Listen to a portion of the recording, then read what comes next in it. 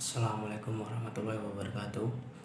Nama saya Rizky Pramitra Ambara dengan NIM 933105019, Prodi Studi Agama Fakultas Usuluddin dan Dakwah YIN Kediri.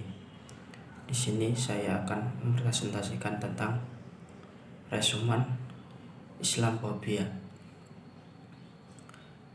Islamfobia yaitu merupakan sebuah kata yang berbentuk dari Islam dan fobia. Fobia berasal dari bahasa Yunani, yaitu phobos yang berarti kuat. Takut merupakan perasaan cemas sebagai reaksi terhadap ancaman. Islamfobia ini mirip dengan penyakit psikis yang berkaitan dengan kekuatan terhadap sesuatu, seperti contohnya akrofobia dan klaustrofobia. Islamfobia adalah kekuatan, kebencian atau prasangka buruk terhadap Islam. Awal mula kemunculan Islamfobia ini, secara awalnya percaya bahwa fenomena Islamfobia ini telah muncul sejak lama. Namun meledaknya fenomena ini sejak tahun 2001, tepatnya tanggal 11 September, yang kemudian disebut dengan peristiwa 9/11 saja. Peristiwa ini berasal dari pembajakan 4 pesawat oleh 19 muslim. Yang pertama, pesawat pertama America Airlines Live 11 berangkat dari Logan Airport di Boston. Terdapat 5 teroris di situ, yaitu Muhammad Atta, Abdul Aziz Al-Omar, Satam Al-Sukaumi, dan kedua saudaranya Wail dan Walid Al-Ashari. Mereka bertugas untuk melabrak pesawat ini dan mengarahkannya ke WTC B di terminal lain. Nuzulul Qur'annya yaitu Islam sangat menganjurkan sikap keterbukaan, dialog, dan toleran dengan sesama umat manusia sebagaimana yang dijelaskan dalam Quran Surat Al-Hujurat ayat 13, yang artinya, "Hai manusia, sesungguhnya kamu menciptakan kamu dari seorang laki-laki dan seorang perempuan, dan menjadikan kamu berbangsa-bangsa dan bersuku-suku supaya kamu saling mengenal. Sesungguhnya orang yang paling mulia di antara kamu di sisi Allah ialah orang yang paling takwa di antara kamu, Maha mengetahui lagi Maha mengenal." Asbabul nuzul ayat di atas telah dijelaskan oleh Ahmad Al-Wahid dengan Abu Sanad Abu Al-Hasan Muzaki hingga Abdul Jabbar Ibnu Al-Warid Al-Maki. Dikabarkan dari Ibnu Abi Mulaikah bahwa ketika Fath al-Makkah, salah satu sahabat Nabi Shallallahu Alaihi Wasallam, Bilal, naik ke atas Ka'bah dan mengumandangkan azan. Lalu sebagian orang berkata, "Wahai hamba Allah, apakah pantas seorang budak hitam mengumandangkan azan di atas Ka'bah yang suci?"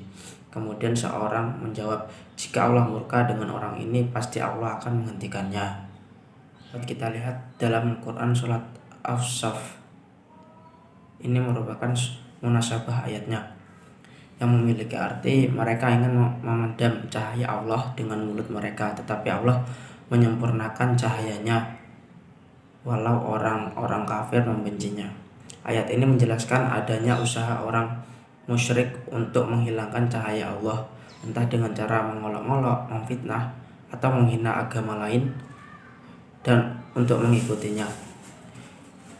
Islamfobia banyak beredar di masyarakat yang memiliki pengetahuan minim akan keadaan agama, karena mereka berpengaruh oleh orang kehidupan yang bebas atau liberal. Oleh karena itu, Islamfobia banyak didapati di negara yang maju seperti Eropa dan Amerika. Akibat dari Islamfobia ini yaitu Islam radikal yang muncul disebabkan adanya reaksi dari golongan Islamfobia. Yang selanjutnya adalah sekularisme. Al-Quran adalah pedoman umat Islam yang berisi petunjuk dan tuntutan komparatif untuk mengatur kehidupan di dunia maupun di akhirat. Al-Quran adalah uslub dan tata bahasa yang sangat tinggi. Kemudian munasabah ayatnya itu terdapat pada surat Al-A'raf ayat 26 yang artinya, wahai anak cucu Adam, sesungguhnya kami telah menyediakan pakaian untuk menutupi auratmu dan untuk perhiasan bagimu. Tetapi pakaian takwa itulah yang lebih baik. Demikianlah sebagai tanda-tanda kekuasaan Allah yang mudah-mudahan mereka ingat. Menurut Al-Zarkashi, diletakkan setelah ayat menjelaskan tentang terbukanya aurat dan penutupan aurat dengan daun. Peletakan ini dimasukkan untuk memaparkan penciptaan pakaian berupa daun merupakan karunia Allah. Asbabun nuzulnya, ungkapan asbabun nuzul ini merupakan berkaidah dalam bentuk kaidah dari kata asbab dan nuzul.